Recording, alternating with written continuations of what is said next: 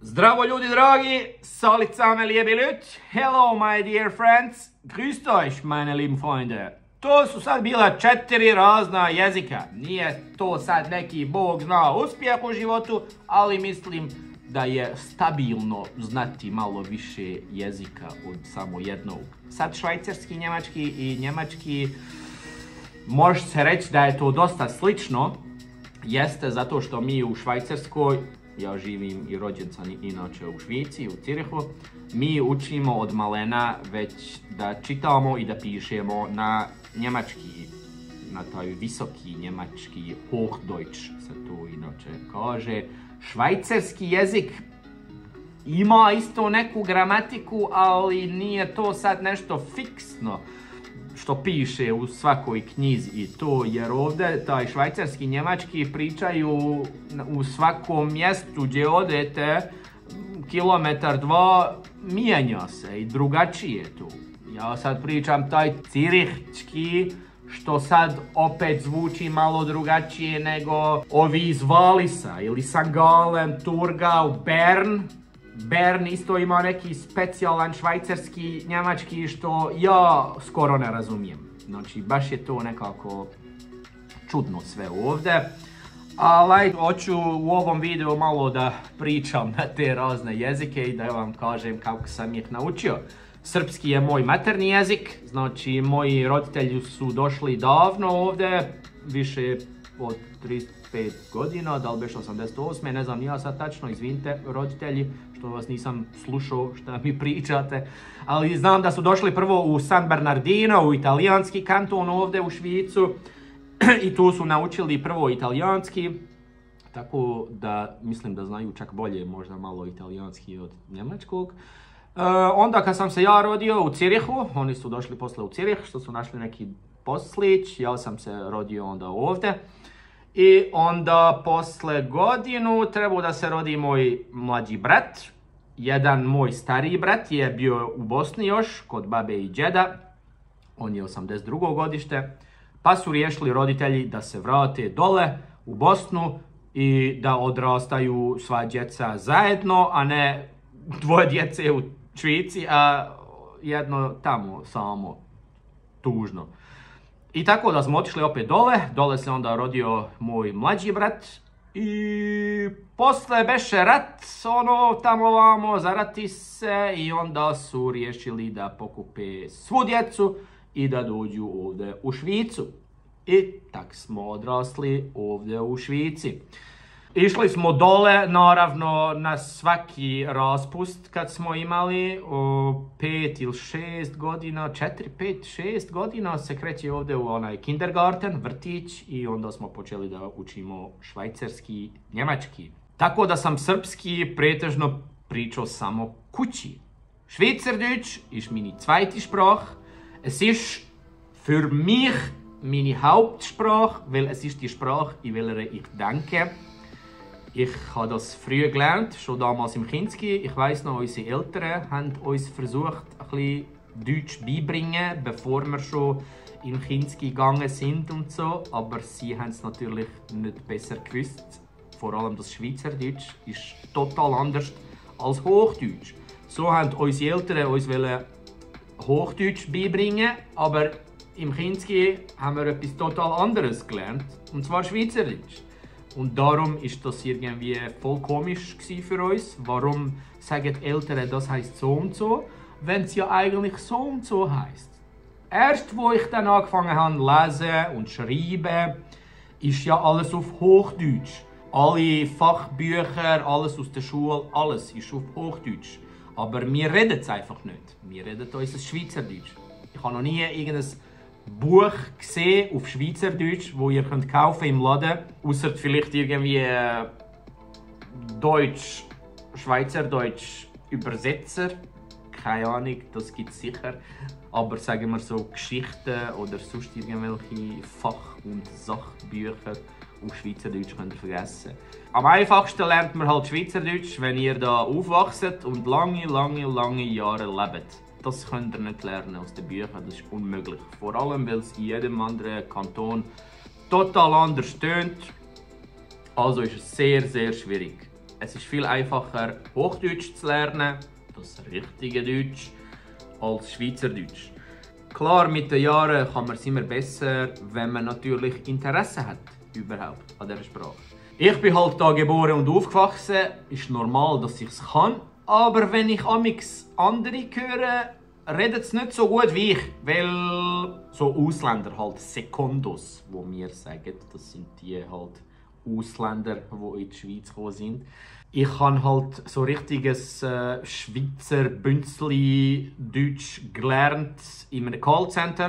Da habe ich eine Zeit lang gearbeitet. Ich habe auch viel mit Leuten zu tun gehabt. Also meistens hatte ich so Jobs gehabt, wo ihr viel mit den Leuten redet. In dem Callcenter bin ich immer der Herr Huber gsi. Ich habe mich jedes Mal als Schweizer vorstellen, weil wenn ich sage Popovic, tun sie mir immer gerade abhängen. Da lässt euch keiner zu, wenn sie hören, der scheiß Jugo, Leute mir nie mehr an, Kopf, da sehe ich noch einmal. Und so ja, bin ich der Herr Huber gsi und so habe ich mir das angeeignet, das richtige Pünzli-Deutsch zu reden. Dass wirklich alle meinen, ich sage ein Schweizer. Jawohl, ja. So, my third language, my dear friends, is English. I learned English by myself. I watched a lot of MTV, some series. Maybe you know Jersey Shore and Geordie Shore. It's a funny series where some guys and girls are in a house, a home, and they're partying every night and making crazy stuff. And yeah, it's like a reality show in English and with the translation in German. And so it was very funny and interesting for me to watch. And so I learned English by myself, watching and reading. And at some point I didn't have to read anymore because I did understand. Here you learn English in school. I think at the 7th year or maybe at the 6th, I can't remember so good. I learned English in school for about 3 years, but I didn't learn so much because I was not interested. The interest for English grew when I got older, when I started the tattoo business. Then I started also going to other places in the world, traveling. And English is a must if you want to speak with the people and travel a lot. So without English, I think you are a little bit lost. I also read a lot in English, books, mangas. I read some documentations, just stuff that interests me, stuff about science and the universe. Sometimes I catch a word that I don't understand, then I Google it, and then I understand. So I learn more and more and more and more. It's important that you want to learn it. I hear a lot from other people, oh, this is too difficult, I can't learn it. How do you manage this to learn? I will never learn this. When you say you will never learn it, then you will never learn it. You have to say to yourself, I can't speak English and I will learn it. Just look at some series. You have Netflix or YouTube or I don't know what. And watch in English, speaking, hearing. So you can learn the best when you have the translation in your language, of course. Yeah, in Serbian. If you are Serbian, watch English series and make the translation in Serbian, and so you will learn very fast. Me and my wife travel a lot around the world, and everywhere we go, there we have to speak English. There are not so many places in the world where the people speak German. Sometimes we catch some German-speaking people and it's always good, but without English, it's very difficult to travel. I would say it's a lot easier. So I recommend you to learn English, my dear friend. Die vierte Sprache, meine lieben Freunde, ist Hochdeutsch. Es ist das, was wir auch in der Schule gelernt haben, das Hochdeutsch, das haben wir schon seit klein. Gelesen und geschrieben wird auf Hochdeutsch und niemals auf Schweizerdeutsch. Nur hier in der Schweiz, da reden wir das Schweizerdeutsch und nicht das Hochdeutsch. Für mich ist es irgendwie fast schwieriger als das Englisch, weil ich muss mich da so irgendwie verstellen. Es ist nicht so leicht, ich muss irgendwie jedes Mal überlegen, wie es sich auf Schweizerdeutsch anhört und dann mache ich so wie eine Übersetzung im Kopf und das ist ein bisschen komisch.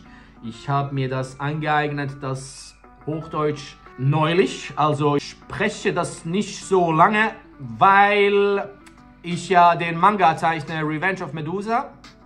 Und da bin ich immer ein bisschen unterwegs, von der Schweiz nach Deutschland, zum die Verleger jagen. Und da brauche ich halt das Hochdeutsch. Es wäre komisch, wenn ich dort mit dem Schweizerdeutsch ankommen würde, Business machen will mit den Leuten, mit den Verlegern und so, aber sie verstehen mich gar nicht. Ich verstehe sie, aber sie mich nicht, wenn ich Schweizerdeutsch rede. Und das wäre ein bisschen lustig. Es ist für mich komisch, auch mich selber so zu hören, wenn ich das Hochdeutsch rede. Ich kann mir gut vorstellen, dass all die mich kennen hier jetzt lachen, weil ich so rede. Aber man kann's managen und ich finde es keine schlechte Sache, das zu können, diesen Dialekt auch. Man hört es, dass ich kein Deutscher bin. Ich war in Deutschland viel unterwegs und all die Deutschen, die mich kennengelernt haben, haben gesagt, man hört sofort, dass du ein Ausländer bist. Ja, da kann ich nichts dafür. Ich kann es eben nicht so gut. Es ist was Neues für mich. Aber es ist praktisch, es zu können, ja. Es hört sich irgendwie besser an für die Deutschen, als wenn sie mich Schweizerdeutsch sprechen hören. Ja, das ist es, meine lieben Freunde. Ich gehe jetzt wieder zurück auf Schweizerdeutsch, weil es mir am einfachsten fällt zum Reden. Was ich euch empfehle, wenn ihr eine Sprache lernen wollt, schaut Serien im TV. So lernt ihr es am besten. Ihr hört gerade die Leute reden und ihr seht, was vorgeht. Oder? Ihr seht, sie sagen das und machen das. Und so checkt ihr es natürlich, was damit gemeint ist. Natürlich mit Untertitel unten dran, damit ihr es noch besser versteht. Ihr braucht auch ein Interesse dafür. Ihr müsst wissen, eben vor allem, if you want to learn English, you have to know that you need English. With English, you have no problems around the world. Everywhere you go, you have to speak English, and you have a privilege when you can speak English, so almost everybody would understand you. That's very practical, yeah. So, watch series, read, and yeah, in YouTube, there are so many good YouTubers.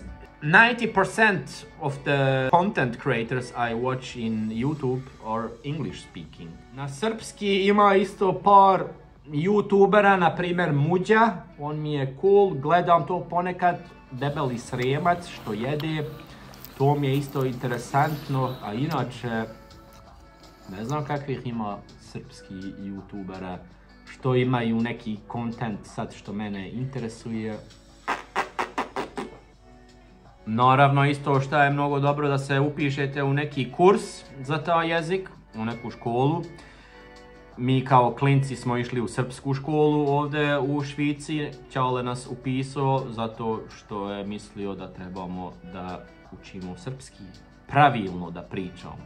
Jer je primijetio da mi sve više na njemački, ja i braća između nas još dan danas pričamo samo njemački, nama bude čudno kad pričamo srpski među sobom.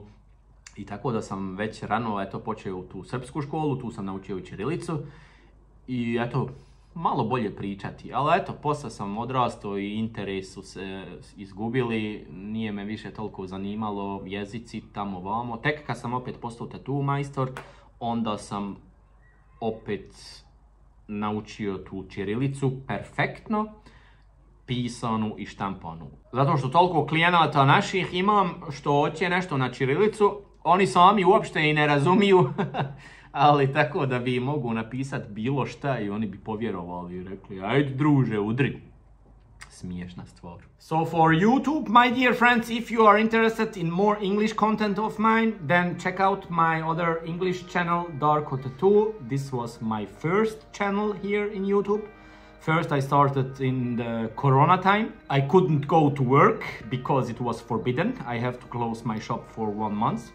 And then my wife gave me this wonderful idea that I should start a YouTube channel and just film every day what I'm doing. Quarantine vlog, kinda. And it was very interesting. I started first with German speaking, with Swiss German. It was funny for my clients here and friends, but I thought that it would be better in English because it's worldwide and the whole world would understand me, and then I can push my channel up and it will grow faster. But in English you have so much content and it is so difficult to make a living out of this as a small creator who doesn't live in America or English, because my English is also not perfect. I have to study a lot to translate some things first in my head and then speak, and so I can't speak fluently. I always give and try my best. Everybody can understand me. A lot of English people and American told me that I speak very well, and this is a good compliment for me. I also can speak English in this Russian accent. It's a little bit easier for me with a Russian accent, Serbian accent. What would you say? It's very good, very practical. I reached 1,000 subscribers very fast in the English channel. I make tattoo content, art content, and now a lot of unboxing stuff. I order so many figures and statues and trading cards, Pokemon cards unboxing. All those things you can find on my English channel. Falls dich noch interessiert auf Deutsch, dann kannst du natürlich meinen Channel Daki Art abonnieren. Dort mache ich so einen Mix von Schweizerdeutsch und Hochdeutsch. Das muss ich mir noch jetzt ein bisschen überlegen, wenn ich jetzt mit dem Manga richtig durchstarte. Auf Hochdeutsch in der deutschen Community und so, dann werde ich natürlich wechseln auf Hochdeutsch. Jetzt habe ich halt so gemischte Videos. Ein paar sind Schweizerdeutsch, ein paar sind auf Hochdeutsch. Mein Ziel ist es natürlich, mit meinem Manga so richtig durchzustarten. Und der Start, der muss in Deutschland beginnen, weil hier in der Schweiz gibt es leider keine Verleger. Darum muss ich das Ganze von Deutschland aus starten. And then worldwide, of course, the translation in English. And when I have the translation in English for my book, then I can ship it worldwide like a virus. It will grow and take over the world. That's the goal for my future, my dear friends. Prije nek što zaboravim, ovdje u Švici se priča inače 4 jezika. Da, priča se njemački, švajcarski njemački, italijanski, francuski i retoromanski. Taj retoromanski ne kontam uopšte, niti me zanima, zato što je to ovdje neka manjina što taj jezik priča. Italijanski nisam nikad učio, radio sam sa Italijanom 3 godine zajedno i mogu reći da dosta razumijem italijanski, a ne mogu da ga pričam. Znam neke riječi malo, ali ništa to nije specijalno. Francuski sam učio u školi nekih 5 godina i to me nije zanimalo nikako. Francuski sam tek malo više naučio da razumijem kad sam krenuo u vojsku, pošto su me prvo stavili ovdje u neki švajcarski njemački kanton i tu sam njemački pričao, ali sam pravio malo više sranja i onda su me izbacili odatle iz te kompanije i otjerali u francuski kanton. I tu sam još isto bio neko vrijeme i eto, čujete šta priča taj glavni tamo, on objašnjava na francuski, bla bla bla bla, i na kraju kaže pour le allemand c'est la même chose. Ti sad nemaš pojma šta je on rekao, ali vidiš šta se radi, dešava, čuješ stalno i vidiš dešavanje i odmah uklopiš jedan, aha, to i to znači. Tako da je francuski dosta dobro razumijem, imam i familiju ovdje iz francuskog dijela, Lozana, Ženeva itd. I da, samo pričanje, nešto malkice, ali neću sad da se sramotim da pričam sad ovdje pred vama. Ništa ljudi dragi, nadam se da ste naučili nešto od ove epizode, da sam možda mogu da probudim neku motivaciju u vama, da naučite neki jezik. Nijedan jezik nije težak ako se hoće stvarno da nauči. Ima puno aplikacija na telefonu isto što učite kao riječ po riječ, ali ipak ja preporučujem da gledate neke serije što volite na engleski sa prevodom dole. I tako uvijek vidite, čitate, čujete i vidite šta se radi i tako možete da sklopite za čas to znanje. Kad steknete neko znanje o tom jeziku, počnite da čitate isto dosta. Svaku riječ što ne znate, googlajte. I tako sve riječ po riječ ćete znati više i više. Hvala na gledanju, like i subscribe. Pa se viđamo drugi put. Adios, amigos.